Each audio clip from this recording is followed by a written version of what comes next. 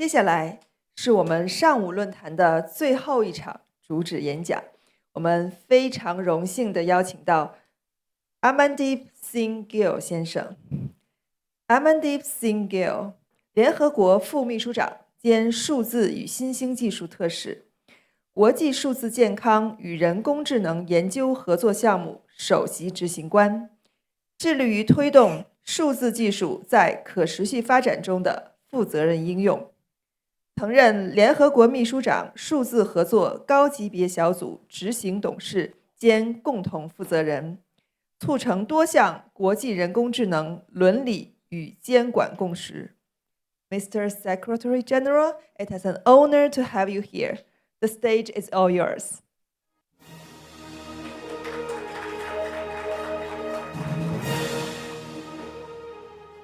Thank you very much.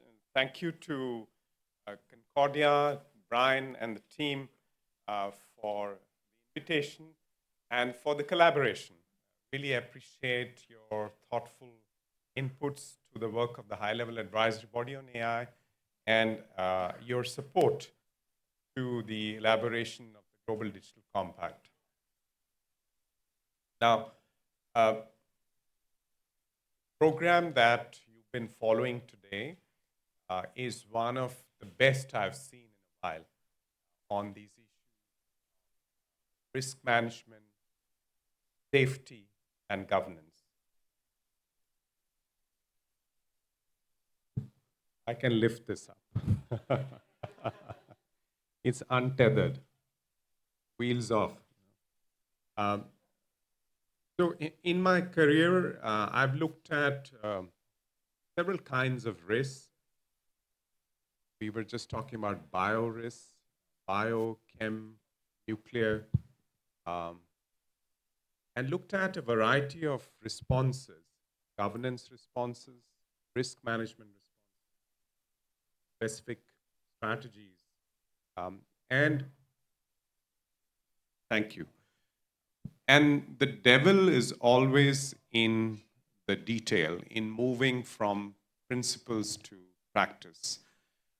And there, I think, today we have clarity on the overall governance framework with the Global Digital Compact. There are some foundational steps. These are not final answers, but I think they allow us to be ready for an uncertain future.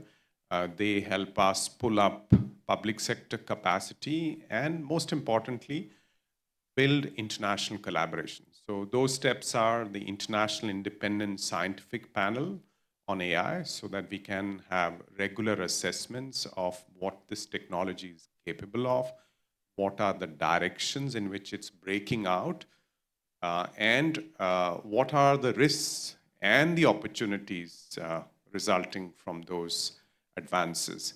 And these assessments have to be regular, have to be more fast-paced than we've had before, for example, in the climate change space, and they have to be reflective of global advancements. They cannot be just coming from a few centers of development of this technology.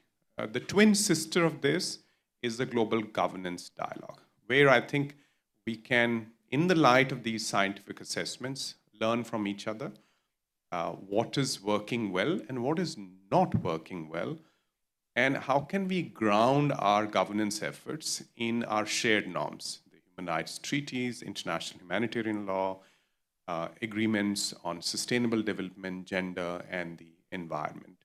And I think UN is the right place because the UN is the repository of international law.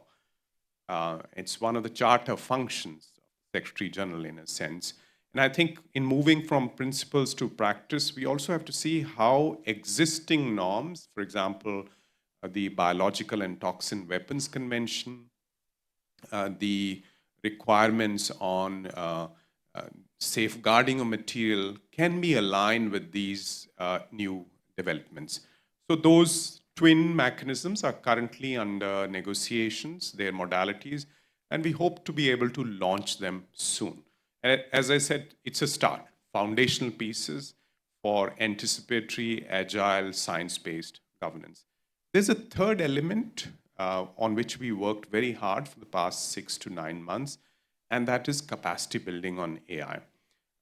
Vast sections of the global population do not have the capacity to even, let's say, adopt rudimentary aspects of AI. And you cannot govern for risk, you cannot govern for opportunity if you don't have the capacity to play with it, to understand the limits and the possibilities. So a massive effort is needed, and we are going to be moving forward on that on the basis of a report from the Secretary General, forthcoming report, in which options for expanding capacity rapidly around the world would be described. Now, I just want to conclude by mentioning how this move from principles to practice requires multi-stakeholder collaboration. Work of organizations such as Concordia, private sector, civil society, the tech community, and you saw in the previous panel how cross-disciplinary knowledge, domain expertise is important to addressing this challenge. So here we will be able to move from shared understandings to actually implementing standards and regulations in day-to-day work. So moving from abstract discussions to more concrete action. So we need to move fast. The technology doesn't give us any other option, but we need to move together and we need to move with wisdom. Thank you so much.